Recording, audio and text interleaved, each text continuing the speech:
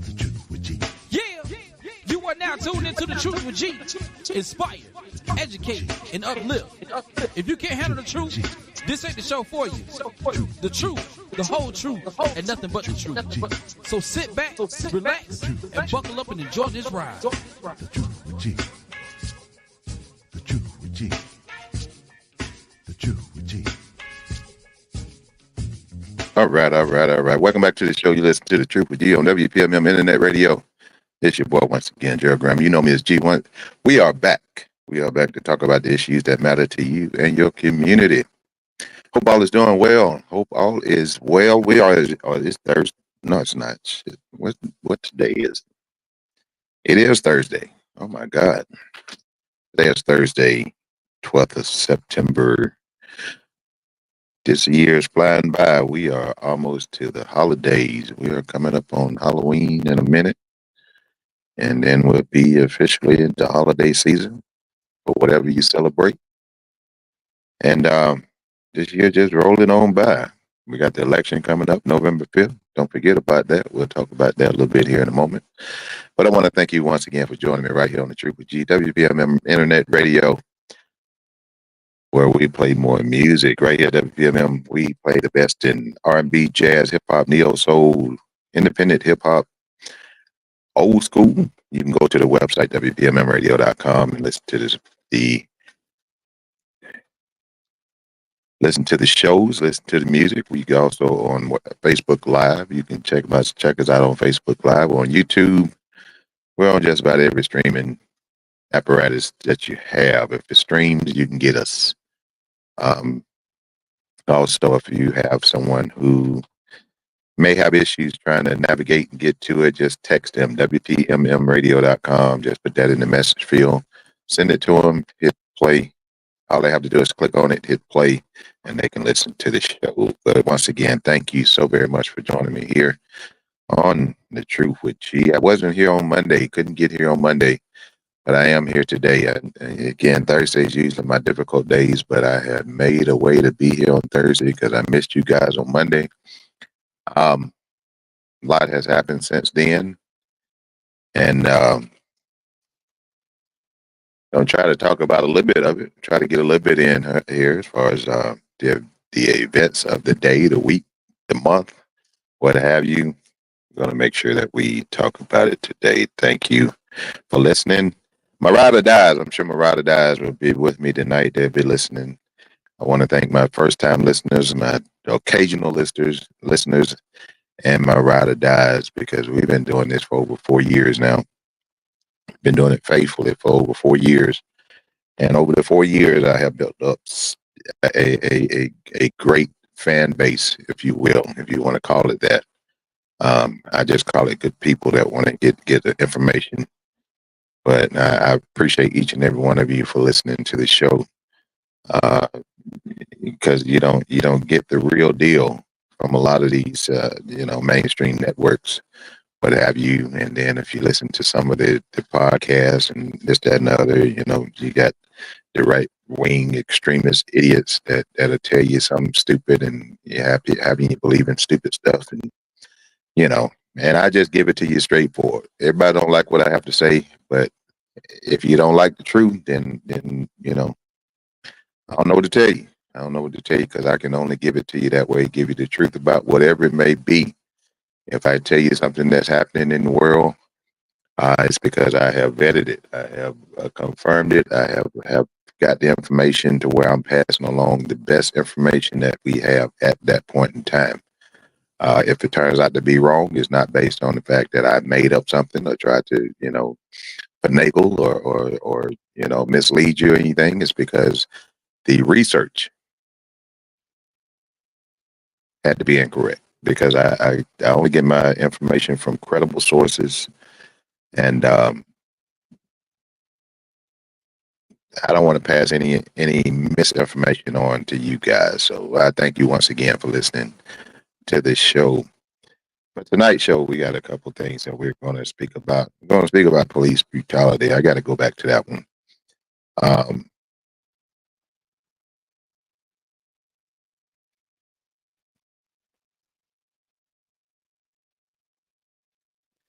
I apologize. I was trying to look at my notes here. Yeah, we're going to talk about. It's not necessarily about police brutality. Let me take that back. But it's more on the line of why do black people have to adjust? Why do we have to adopt slave mentality when we are dealing with the police? We'll talk about that. Also, going to talk about the aftermath of the debate, and the debate was on Tuesday night. I know a lot of people listened to the debate, and we're going to just talk about the aftermath, the fallout, and the highlights of the debate. I want to talk about black women for Trump. I seen something very disturbing in regards to black women and the orange idiot, and I need to address that. Um, and then we're going to talk about the racism in this particular campaign and this election season as well. But let me start out. We have to recognize and pay homage to the great Frankie Beverly. If you didn't know, Frankie Beverly passed away on the 10th, which was Tuesday. I know that news didn't break until Wednesday, the 11th, but he actually passed away on the 10th, and the family put out the notice.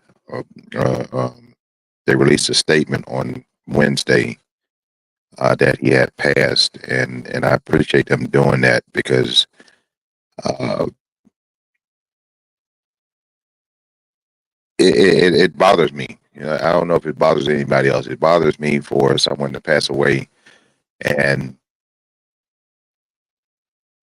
they, 30 seconds after they close their eyes, it's being posted on social media, and I just don't agree with that. I just got a problem with that. So I'm glad the family waited and kept it under wraps, uh, it, and gave themselves time to process the loss of their loved one, and also gave themselves time to obviously notify the people that needed to be notified before the world got hold of it. And I don't know about you guys, but the last thing that I want to happen in my demise is for my kids, my wife, to find out on social media that I done passed away. I don't want my closest loved ones to find that out about me. Uh, I would be pissed if I found out that my wife or one of my kids had passed away on social media. Uh, I would be highly perturbed with that situation. So, I said that to say this. When people pass away, and it's going to happen, is inevitable that we all got to get up out of here at some point in time. So it's not that you know anybody's going to be here forever, but we all got to get up out of here at some point in time. But when it happens, just be mindful. Be mindful of the families. Be mindful of the loved ones. Be mindful of the children of the, if these people have children, and in particular if it's a child, just be mindful of the families, and try to refrain from posting. Even though you may know the information, don't share it. Don't share it until the family basically gives the okay to do so. Once they have notified everybody they need to notify, and just give that courtesy to the family. So, but anyway, the great Frankie Beverly passed away on the 10th, and I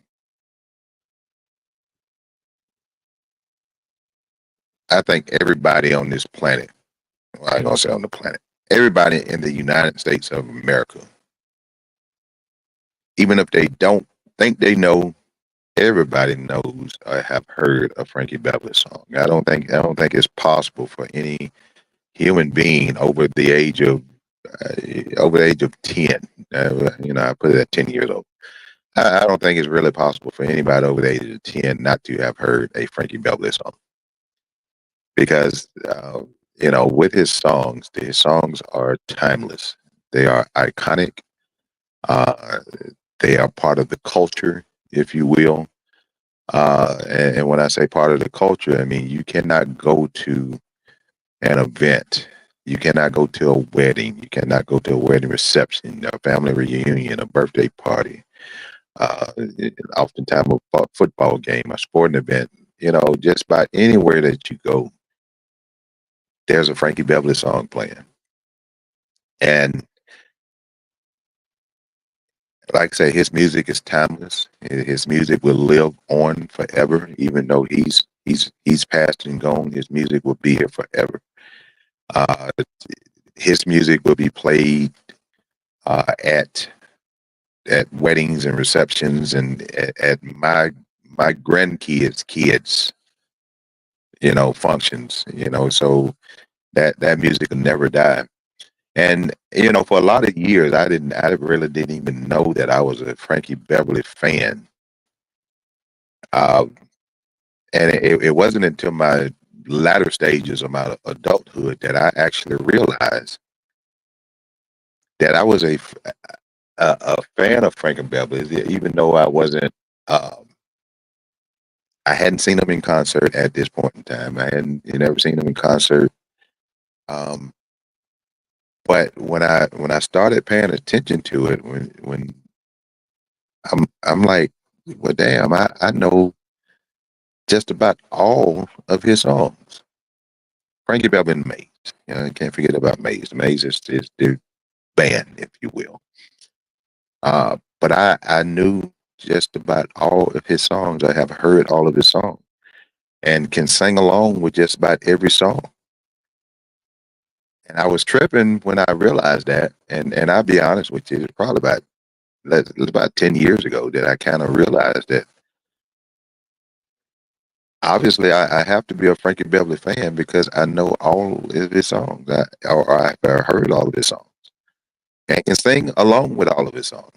I can't rap off the lyrics off the top of my head about all his songs, but if I'm singing with the song, I can sing with the song and know the music and where it's going and everything. So I finally got an opportunity to see Frankie Beverly about, I would say, less than a year and a half ago. When I found out that he was on the verge of doing his final tour and this, that, and other, whatever, we made the decision. We said, okay, we have to see Frankie Beverly before he stopped touring. Everybody in the world has seen Frankie Beverly but us, so we have to see Frankie Beverly before he stopped touring. And he came close to the Panhandle. I think if I'm not mistaken, we were in Mobile. I have to believe it was in Mobile. But we got tickets and we went, and it was something.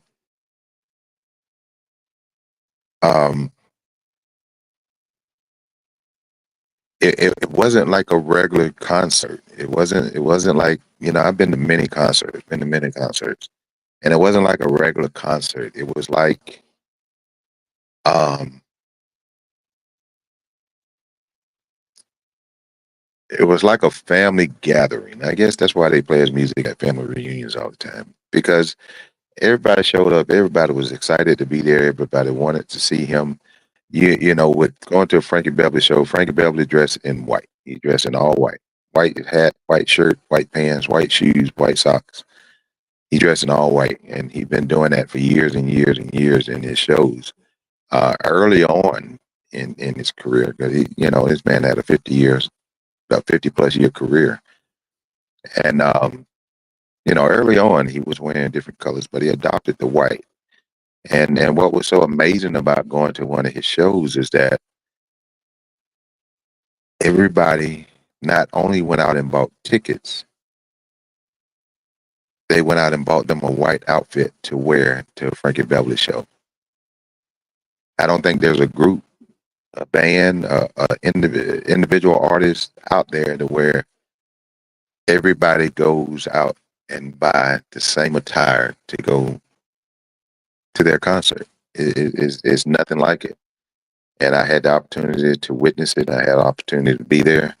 And I'm glad that I did get to see him perform, even though by this time he was literally he was probably about 75 years old at the time, which was crazy because um, the way he moved around on stage and things that he did on stage, you would never know that this man was 75 years old, even though he was going through his issues in regards to his physical and medical issues, because he had an issue with his throat, um, which kind of altered his voice a little bit, but he still got out on stage and did his thing. He still sounded like Frankie Beverly. He was, was he as smooth on the high notes as he had been in the past? No, he wasn't. But did he make it work? He definitely did. He was a true professional when it came to that type of situation. So um, he passed away at the age of 77. Passed away on Tuesday, September 10th. So we paid tribute to him, and I actually did a little tribute to him last night, matter of fact, and it's actually posted on my Facebook page if you want to go check it out. So rest in peace, Frankie Beverly. Your music will live forever, even though you have passed and gone on. Um, we will continue to play and dance to your music. Your music is timeless. Your music is uplifting, and if you do have a chance to, just Google Frankie Beverly and just put it on your playlist, all of his songs, and just listen to his songs. And his songs are so um, they're so positive, and everything has a message. And he ain't singing about that bullshit. He's singing about love, peace, and harmony. And all of his songs. Uh, I mean, he and his songs are, again, they're just timeless. And what's interesting about, and I know I'm supposed to be wrapping this up, but what's interesting about Frankie Beverly, this man been in the industry for 50 plus years. His band has been touring. I think Frankie Beverly have toured more than anybody in the history of music. This man stayed on the road. I would venture to say that he played out of 365-day year. He probably played between 200 and 300. I mean, between 250 and 300 dates a year. This man stayed on the road. He stayed performing. And he would sell out arenas. He would sell out theaters. The basketball arenas. He would sell them out. And the thing about this man has never won a Grammy. He's never won an American Music Award. He never won a Soul Train Award. I think at one point he won the Trumpet Award, which nobody even really knows what the Trumpet Award is. But he wasn't awarded, even though this man would sell out arenas. And it's hard for any other artist to do this type of thing, especially when you're not putting out new music. Frankie Beverly hadn't put out an album in 20 plus years. But the thing was, he didn't need to put out an album. It wasn't something that was necessary for him to do, because his music that he had already laid down and the albums that he already put were forever. He didn't have to make any new music. Other people was taking his songs and doing it. You had Beyonce. In this particular era, it don't get bigger than Beyonce and freaking Taylor Swift. Those are the two biggest names in the industry right now. And Beyonce did one of his songs. So rest in peace to Frankie Beverly. We're going to continue to groove and dance to your music, and I'm going to pay homage to you at any point that I can. And I was one of those who gave you your flowers prior to your demise, if you will. I recognize the fact. Excuse me. I recognize the fact that you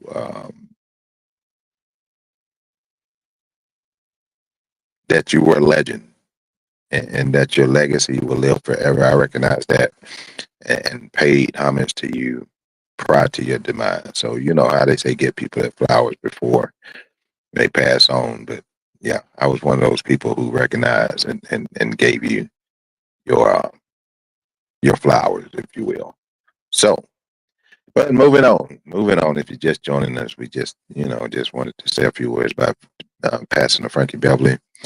Now I want to talk about slave mentality and when it comes to our police, black people and police. And we are not. I'm not taking phone calls, but you can drop a comment into the comment section on uh, Facebook if you listen on Facebook. If you're listening on the app, um, if you're listening on the app, that's fine. But you can't get in on the app. But just go to my Facebook page, TTWG. TTWG, which stands for the Truth with G. TTWG Graham is the Facebook page. Go to my Facebook page, drop your comments into the comment section, and we'll read your comment and we'll discuss what you want to discuss. I don't know if I did my disclosure. The views and opinions expressed by individual radio hosts are of their own and does not necessarily reflect the official policy or position of WPMM Radio. WPMM does not wish to align with any religion, ethnic group, club, company, or individual organization, or anyone or anything. I don't know if I did that earlier, but we took care of that. But I want to talk about slave mentality for a minute. I'm already bothered by the fact that we have adopted the teachings of our slave master, that we do things that our slave master has mandated us to do, that we are still to this day doing things that our slave owners forced upon us to do.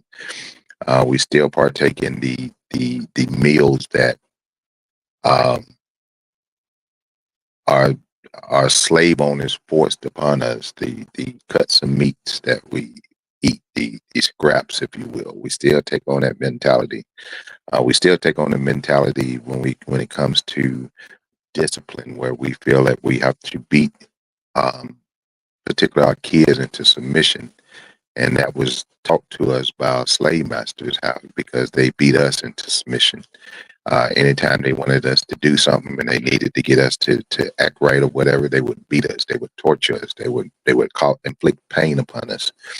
And prior to us coming to this land, or being stolen and brought to this land, particularly our children were looked at as gods. We did not beat our children. We did not whoop our children. We treated our children as gods, and we protected them. We kept them because they were sacred.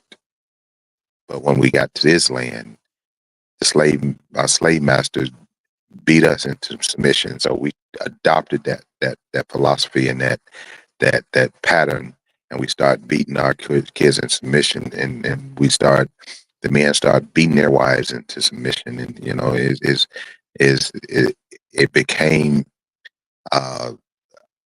inherited throughout the generations that in order to get someone to do something you want them to do, you have to inflict pain upon them. And, I, for one, and, I'm not an advocate for that. I don't condone that. Um, but we as a people, we tend to hold on to the teachings and the mentality of slaves. And that bothers me about our people. And then when it comes to our police officers, slavery started out where you had overseers. You had the slaves out in the field. You had them in their little compounds and their little shacks or wherever they lived. And you had the overseers who watched over the slaves and make sure they didn't run away, make sure they was working. If they wasn't working, they would beat them and they would whip them, or they would, put devices on them to torture them. If you ran away, they would bring you back and they beat you and put you in hot boxes and put all kind of apparatuses, and they did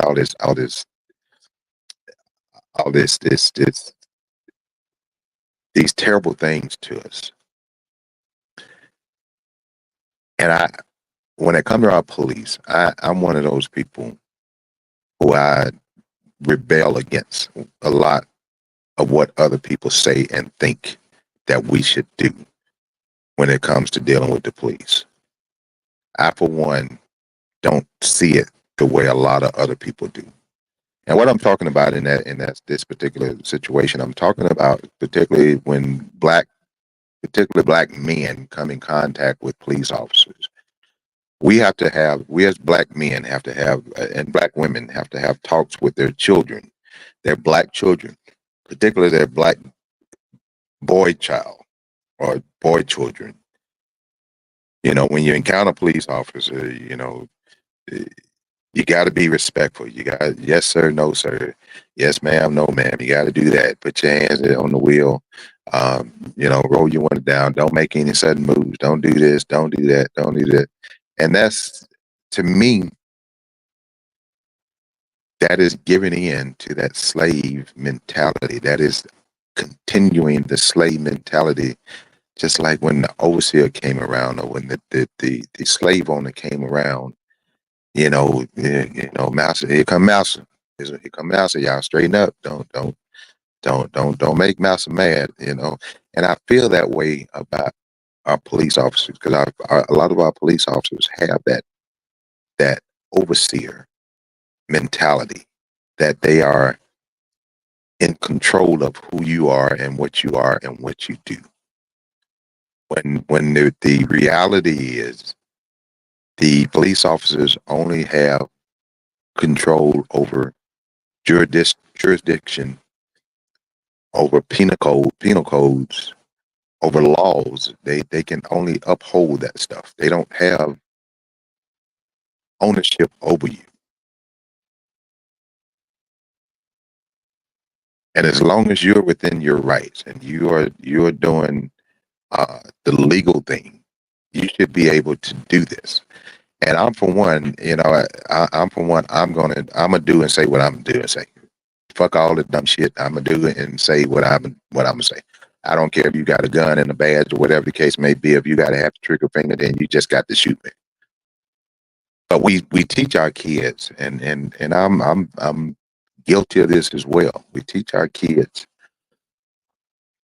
to comply, to submit to these officers, particularly these officers that are assholes, these officers that are racist, these officers that are profiling our kids and our black people, whatever. We teach them to, with the slave mentality, to opine to what these oppressors are doing to us. That bothers me. Why is the black race the only race have to have that conversation with their children to not make sudden moves? Put your hand on the dashboard. Don't reach. Don't do this. Why are black families the only families that have to have the conversation? It's like we're back in slavery.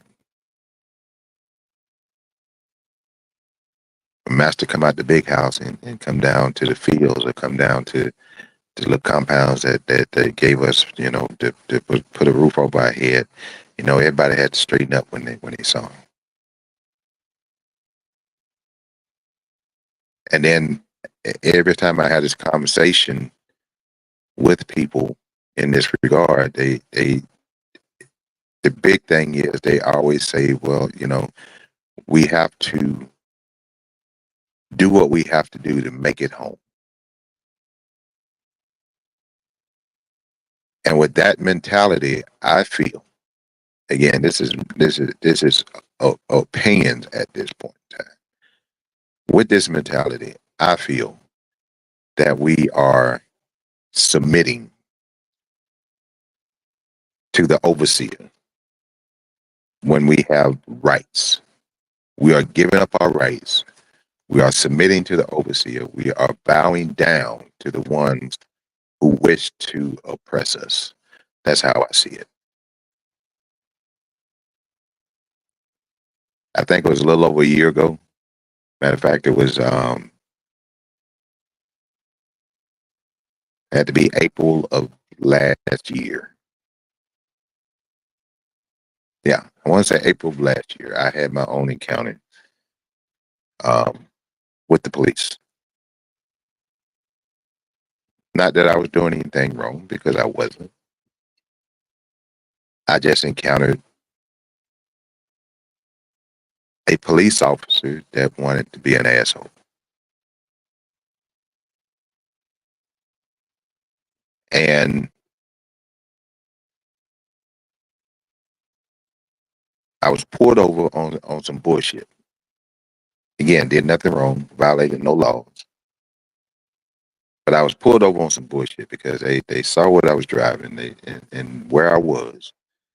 Uh, they seen a black man in a vehicle that looked, a little sporty, whatever the case may be. And they like, let's find something to fuck with this black man about. But what they did not realize is that they was bothering a black man that wasn't going to put up with their dumb shit.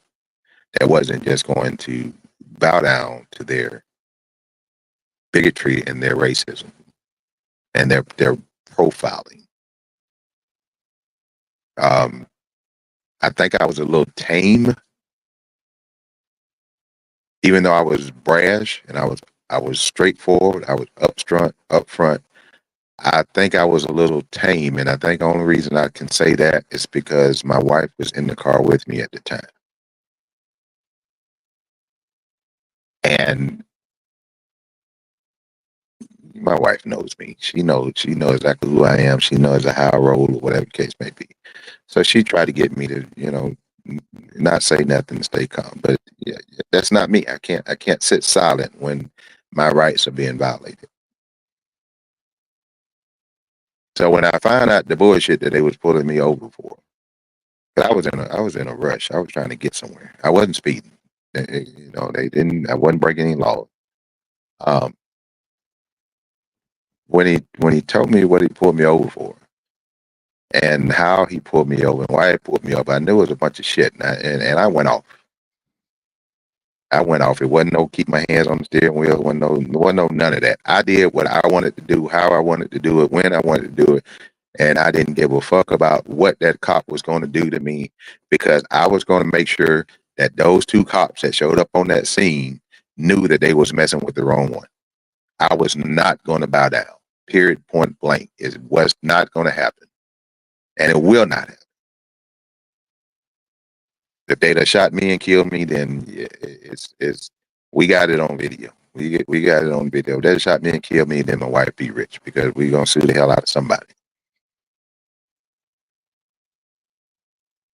But I let them know. One, you messing with the wrong people. Two, you're racist, you're a bigot, you pulled me over on some bullshit, and you pulled me over on some bullshit, and you don't even have a reason to write me a ticket. You don't have a reason to write me a warning about anything. And I went slap the fuck off. And then you know how they say, oh, sit in your car, keep your hands with it. No, I'm not sitting in my car. I'm getting out my car and let you know that you're messing with the wrong person.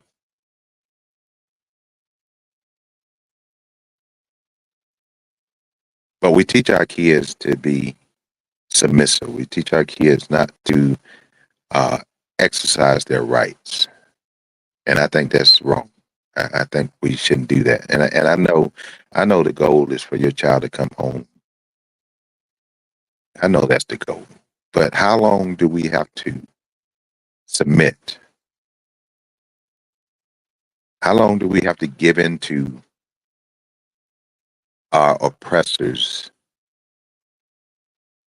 doing what they want to do to us because they know they can get away with it, and we don't do anything about it? We just bow down.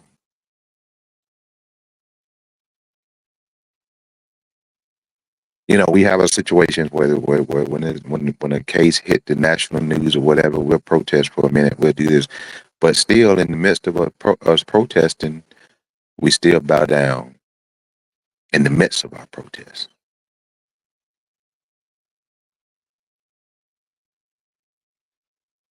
And I said all that to say this: we need to get to a point in our life where we have to make a decision on if we're going to be strong black people and stand up to our oppressors in any situation, not allow them to bully us and push us around and be the overseer, especially when we're doing what's within the law, especially when we are doing what is within our rights.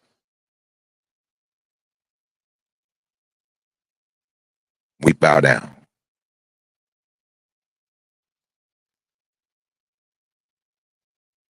When is that going to change? It's already changed with me because I'm not bound down to anybody, anything, nowhere, no how, no. I don't care who you are. I don't care what your title is. I don't care what your pay grade is. It does not matter to me. You're going to respect me, and when you show respect to me, I'm going to show respect to you. As long as we're respecting each other, we're going to be fine. But when you disrespect me, or if you try to take away my rights, or you try to oppress and make me bow down to you, no, that's not going to happen.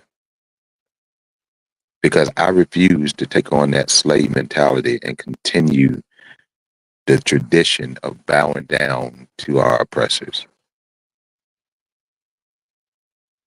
And I wish more black people were taking on that mentality. And I know it's a hard thing to do. I understand, because people are afraid of the consequences. People are afraid of the aftermath of what happened. If I do this, if I stand up for this, if I exercise my right in this, what's going to happen? That's not my worry. My worry is that moment. Why should I bow down and be violated and be oppressed by a bigot or a racist bigot or a cop, a police officer that got a chip on their shoulder? Why should I bow down to you? I don't see a reason for me to do that. So therefore, I'm not going to do it. And that's me. I get the same spiel to my kids. All of my kids are grown at this point. I tell them the same thing, but at the same time, I give them the leeway to do what they think is best for them. Don't do it because I said it. Do it because you think it's the best thing for you to do. I'm gonna tell you the right thing to do. I'm gonna tell you the best way to do it. I'm gonna tell you the right way to live your life, whatever case. I'm not gonna give you any wrong information. I'm not gonna give you bad advice. But it's gonna be up to them if they take heed to what I say or not. But I would hope that they would do the same thing that I would. They get caught up in a situation, whatever case may be, I'll be the first one down there to help them out, especially when you're in the right. So I think, I said all that to say this. We need to get up out of this slave mentality. Why we need to stop bowing down to the police and allowing the police to oppress us and to continue to oppress us. Stop letting the overseer, and you keep hearing me using this word overseer, and that word just it just kind of changed.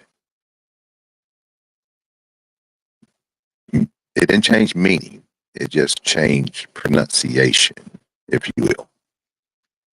It evolved because the times had changed, and that word overseer. Back in the day when we were enslaved, it was an overseer that watched over us to make sure that we did what we were supposed to do. There was a time where the slavery was abolished. Abraham Lincoln signed the Emancipation Proclamation in 1860, whatever year, 1865, I think, whatever year it was. And that supposedly gave us our freedom. So once we had our freedom and that they could not enslave us anymore, they could no longer call them overseers because we weren't their property anymore. So what they did, they came up with this jail system, and the overseer just it evolved into the officer, overseer, officer. The word just evolved. And in a lot of cases, the mentality has not changed because a lot of these officers, still have that overseer mentality. And they still look to keep us oppressed because they got a gun and a badge. But we have to just stop bowing down to it. All right. Moving on, next topic. If you have any comments about that, drop your comments into the comment section. I really want to hear from you in regards to that topic. The debate. Let's talk about the debate real quick before my time is up here. The debate that took place on Tuesday night. I know a lot of people watched it. A lot of people, the ratings or the number of people that watched it was astronomical, through the roof. There's a lot of people that watched the debate. I think it's probably one of the most watched debates in history. I think there's only one or two that may come close when it comes to presidential debates. But what happened is that the orange idiot took an ass whooping. I wish I could say, I can choose some words to say a little better than that. But the fundamental breakdown of what took place on Tuesday night was a verbal ass whooping. He took an ass whooping. But I'm a little bothered by the fact that even with that ass whooping that he took, even with the terrible answers that this idiot gave, where he still displayed the bigotry and this and another, he still showed that he's a racist asshole. This election is still a toss-up. That's the scary part. People seeing in primetime television that this idiot does not have the ability, does not have the frame of mind, does not have the mentality. His ego is damaged way too easily. He reacts in a reckless manner to words, if you will. Because Kamala Harris got in his ass. She rattled him. Once she rattled him, she kept him on. Once he took it hook, line, and sinker.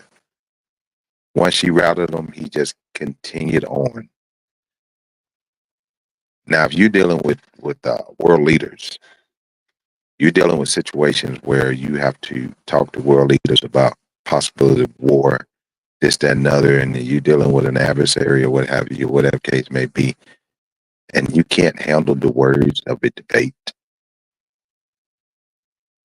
You don't have the mentality to stay calm and have a thought process into what you want to do or what you want to say. This was proven on Tuesday night that this idiot don't have a clue on how to be presidential. And still, he still hadn't put a whole sentence together. Still waiting on that to happen.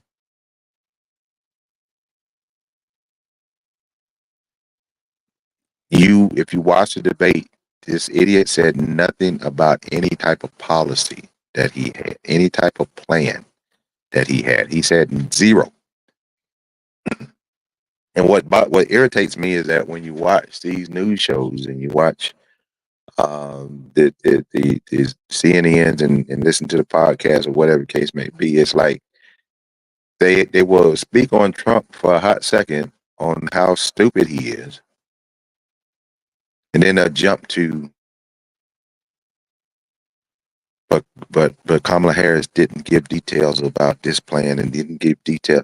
But fuck, she gave a fucking plan. She gave the plan that as far as what she want to do, what her top priorities are when she get in office. She can't go through every single thing that she want to do in a 90-minute debate. She can't go through everything that she want to do in a 30-minute interview, a 20-minute interview. There's no way possible you can go through everything that you are looking to do in a whole 4-year administration in a few minutes and give details, exact details on everything. That's not possible to do. But they hold her to the standard to where she have to give every single detail about every policy, every position that she takes. She have to give details when the orange idiot can't even put a fucking sentence together, and he has no plan, no policy, no nothing. And they don't jump on him about that, but they want to pick on VP Harris and say, well, she didn't give enough detail. What the fuck?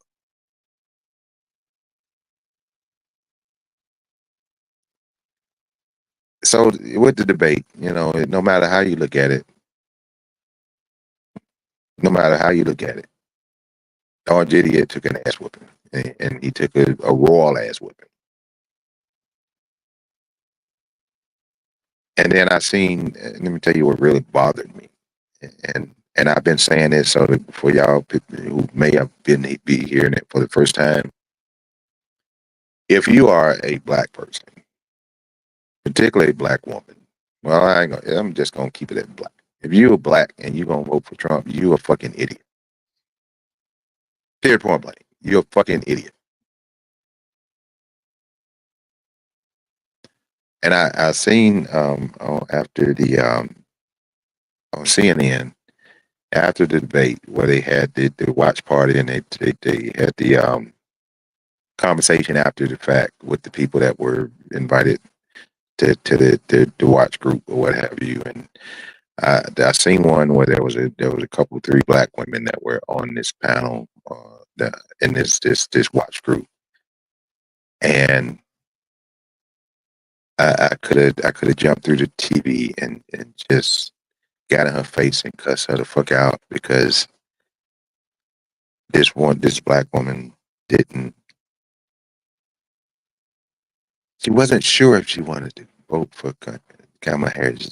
Kamala didn't give enough detail. Kamala didn't, she didn't lay out, exactly what she wanted to do with the economy. She didn't. The fuck that you did, and I'm thinking to myself, did you not hear what came out of the orange idiot's mouth in the debate?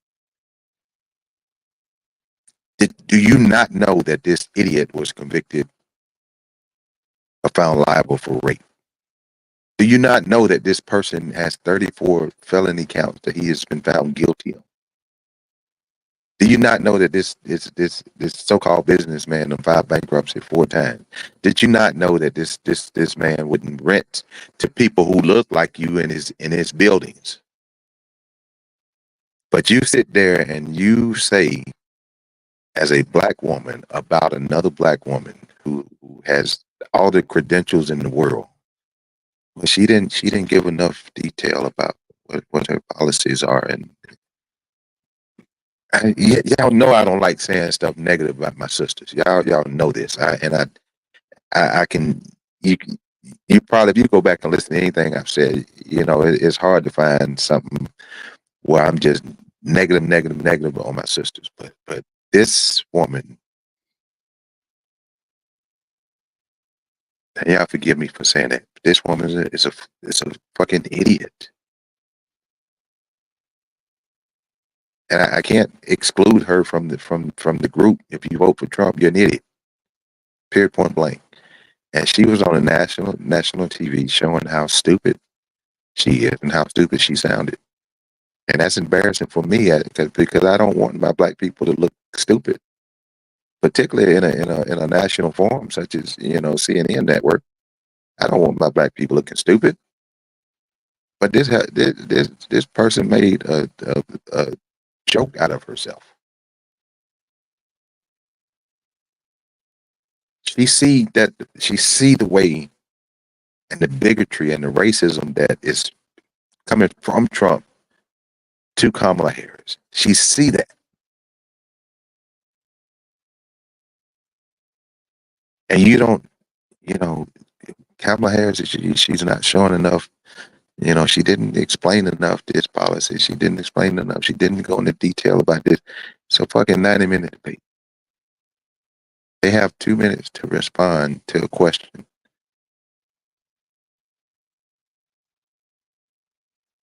Can't lay out details and pitch your ideas to people in 2 minutes and give them all details. It's not possible. And for you to sit there and say that, you made yourself look like a fucking asshole. And again, I hate talking about my black women. I promise you I do. I love all people. I love all people as long as you love me, as long as you're not racist or biased against me. I love you. But I got to call you out when you're stupid. I got to call you out when you're ignorant of something. I got to call you out when you're just being an asshole. I got to call you out because I love you. I refuse to let you go on and think that everything is fine with you, and I know you fucked up. And I sit and lie to you and say you're fine when you fucked up. I would not be a good person if I did that. A good person gonna tell you your faults. They should tell you your faults. A good friend should tell you your faults. If you're a good friend of somebody, you don't want your friend to look and act stupid. So you're gonna tell them. I love my black people. I'm not anti-white. I'm just pro-black. I love all people as long as you respect me. As long as you don't have any ill will or bias toward me. I love all people. But I am going to look out for my people. I'm going to treat everybody right, but I'm going to look out for my people. But this woman just pissed me off because she's saying, I don't know if I'm going to vote for her because she didn't give enough detail. I don't give a fuck if she just sat there like a deaf mute and didn't say anything. Just sat there and stared into the camera. Your ass need to get in there and vote for her. And I hate to be. I've never been the one to tell anybody who to vote for, but this election is crucial. We have to vote blue down the board. It's not an option. It's not an option at this point. If you want to remain free, if you want this nation to remain a free nation, even though that we are still struggling for equal rights.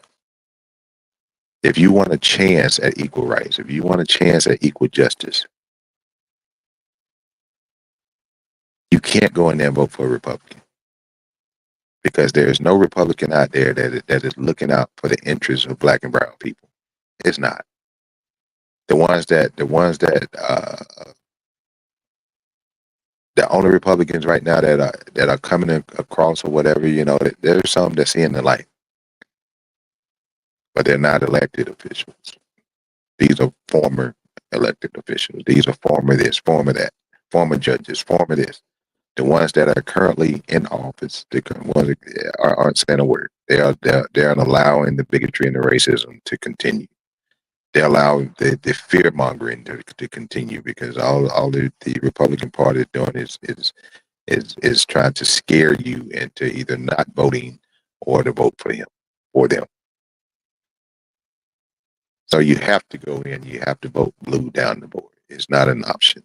It's not. I promise you, it's not. It's a must because democracy is on the line. Human decency is on the line. Respect is on the line. Women's rights is definitely on the line. All that stuff is on the ballot. And in order to keep the rights and make sure that we gain more rights, you have to vote blue on the ticket. Bottom line.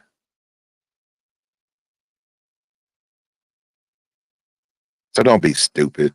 I don't like calling you stupid, but I am going to call you stupid if you're stupid. I want to believe that stupidity is not going to reign in this election. REIG, not REI.